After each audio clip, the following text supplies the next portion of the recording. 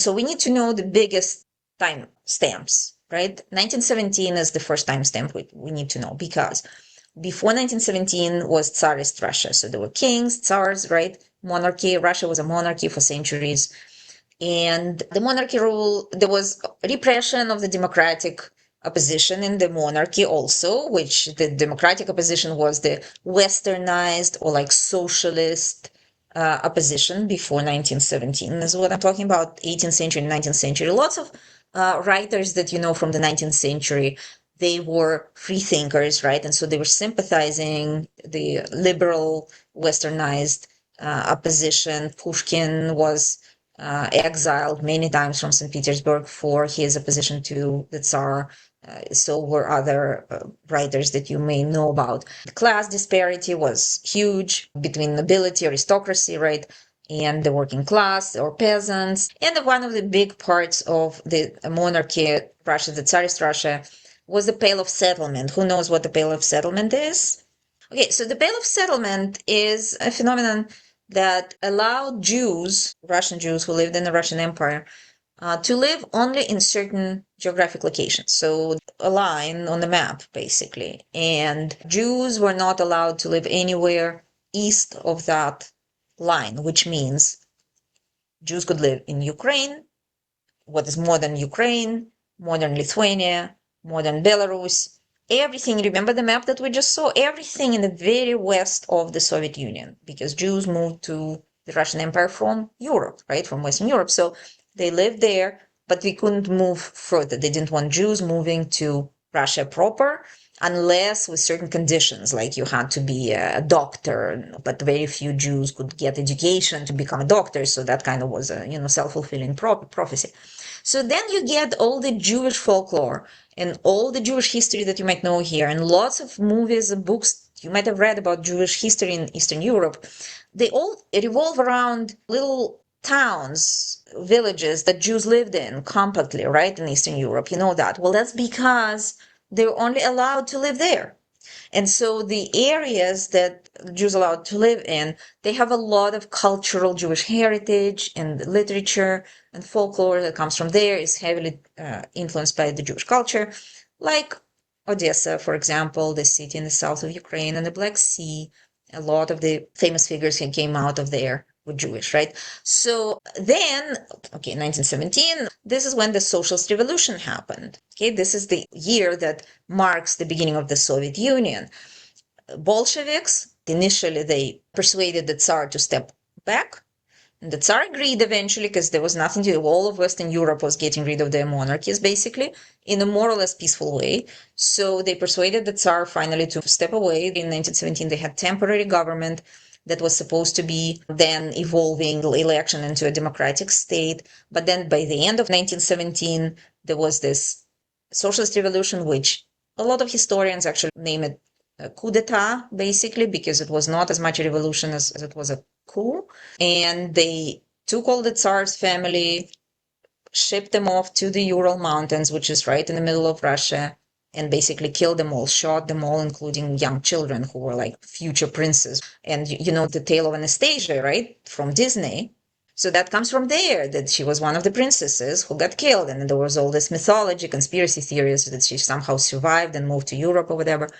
But no, they were all murdered because Bolsheviks, the communists, right, the revolutionaries didn't want even a hint of the monarchy of the Tsars to influence anything that was going to happen.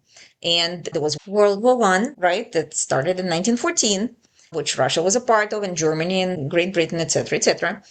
And so the Bolsheviks promised to finish the war, and they did. They got out of World War One in 1917. They proclaimed the beginning of the Soviet Union. They ended with the Pale of Settlement, which is why a lot of Jews supported the Socialist Revolution. A lot of Jews were sympathizers with the Bolshevik Revolution, even though it turned around later. But at that point, they were against, of course, the monarchy, because the monarchy kept them all cooped up in little towns that they couldn't get out of, and they couldn't get higher education, and they couldn't get certain professions. So it was like segregation, basically. And then the Civil War ensued, between the Reds and the Whites, and the Reds were, of course, the supporters of the revolution, and the Whites were opposed to the revolution. A lot of the Whites, they left the country. Eventually, they were then the Russian diaspora in the West. A lot of them are monarchists. They wanted to bring back the monarchy, or they were just against the communist revolution. So that's 1917, the beginning of the Soviet Union. And then 1920s was the new economic policy, which when in the 20s, Lenin, Vladimir Lenin, he led the revolution. And after the Civil War, and then they realized it wasn't sustainable because the industry, the agriculture, everything was in ruins. The state owns everything, right? There is no private business. And then they realized that was not sustainable because everything was ravaged by the wars, both First World War and the Civil War. And so they kind of loosened up the screws a little bit, which is going to happen several times later in the Soviet Union. There were periods of loosening up and then tightening back down. So those cycles will repeat themselves several times through the Soviet Union. But this new economic policy, which was called NEP, they kind of allowed some air to breathe, some private businesses, not like big industries. You couldn't like own a factory anymore, but you could own a small business to like sell something to bring back a little bit of the money in the economy moving. That was at the same time as the roaring 20s were in the States, which is interesting, right? Because here you had the Great Gatsby, right? At the same time, 1920s. And there you had also kind of a similar awakening a little bit. People started drinking more, partying more, having more private stuff, buying, selling things, having fashion, having music. So for a brief moment in the 20s, it seemed like, oh, this might work. This might actually be nice. There is no oppression by the monarchy and by the elites anymore. But, we have everything in our hands. The people own everything and we are having fun. We're building our new state, So that was nice for a little bit.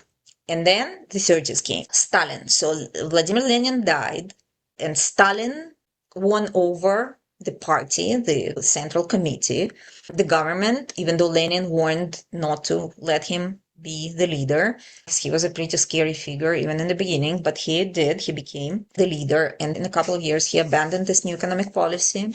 He accelerated industrialization and collectivization. So he basically put his own bureaucrats in charge of everything. So you worked on land as a farmer, for example, but you couldn't own anything. You couldn't own one carrot, that you took out of the ground. You had to give everything back to the state. So people starved and people were unhappy. In response to that, Stalin started the Great Terror of the 30s. Okay, and this is what we know about the 30s and Stalin's era, right? It's called the Great Purge because he started just disappearing people. And the Gulag, which is the system of camps all over the country that people were shipped to and died there, forced labor and then died, right? And it became a pretty grotesque situation at a certain point. So people were accused of being enemies of the state, traitors, spies, forced confessions, torture. A big part of it was Holodomor, from the word Golod, which in Russian means hunger, and this is a Ukrainian spelling. He purposely starved basically huge areas of the country, mostly in Ukraine, some in Kazakhstan, some in South Russia, the most agricultural areas. And in Ukraine, in today's Ukraine, this is historically, they perceive it as their genocide, because millions and millions of Ukrainians died of starvation, famine. So basically, they came in, the Bolsheviks came, the state came into the most productive agricultural areas and seized all the food, all the grain, everything, didn't leave anything for the people who actually produced it.